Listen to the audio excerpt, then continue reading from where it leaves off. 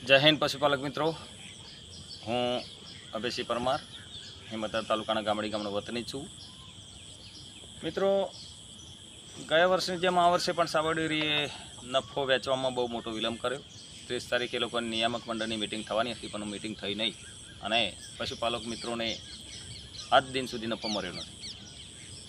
મિત્રો, નફાની બાબતમાં મેં આજે કલેક્ટર સાહેબ શ્રીને આવેદનપત્ર આપ્યું છે કે જેમ બને તેમ ઝડપી નફો વેચાય અને સારી ટકાવારી 50% આસપાસ નફો મળે, એ માટે આવેદનપત્ર કલેક્ટર સાહેબને પણ આપ્યું.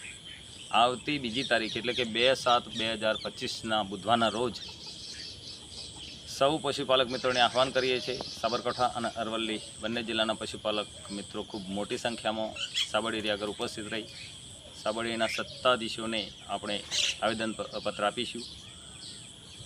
જેમ બને તેમ ઝડપી આપણને નફો મળે અને સારી ટકાવારીનો નફો મળે, 50%ની આસપાસ એવી રજૂઆત આપણે કરવાની છે. એટલે મારા વાલા સૌ પશુપાલક મિત્રોને વિનંતી કરીએ છીએ કે આવો બીજી તારીખે સૌ ભેગા મળી, ખૂબ મોટી સંખ્યામાં ભેગા મળી અને શાંતિપૂર્ણ આપણે રજૂઆત કરીશું.